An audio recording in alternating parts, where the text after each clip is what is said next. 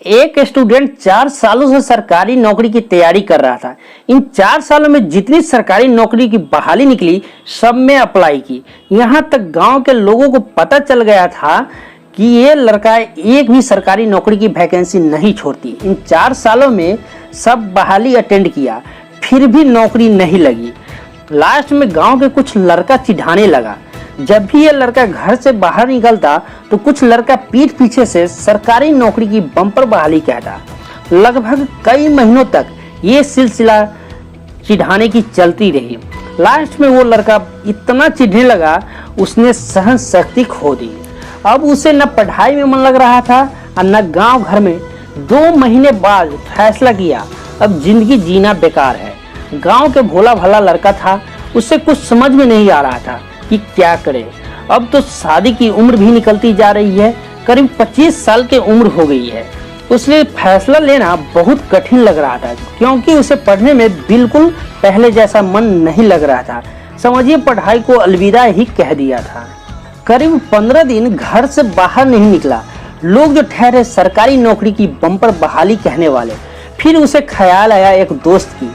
लगभग 3 सालों से उस दोस्त से बिछुड़ चुका था। उसके दोस्त के पास पैसे नहीं था, इसलिए अपना पढ़ाई लिखाई छोड़कर काम धंधे में लग गया था। फिर उसने उसी समय साइकिल उठाया और निकल पड़ा दोस्तों से मिलने के लिए। गांव के घर पर गया तो देखा कई सालों से बंद पड़ी है और टूटी फूटी सी दिखाई दे रही है। उसके घर के बगल में एक पीपल का पेड़ था, उसके नीचे चबूतरा भी बना था, एक चापाकल भी था। उसने वहां पे साइकिल लगाकर पानी पिया, थक भी गया था तो चबूतरा पर जाकर विश्राम करने लगा। कुछ देर बाद कई लोग चबूतरा पर विश्राम करने आ गए और गपशप करने लगे। कुछ देर बाद इसके दोस्त राजेंद्र की चर्चा चलने लगी। तभी उसको समझ आया कि ये तो मेरे दोस्त का नाम ले रहा है और काफी सारी तारीफ भी कर रहा है।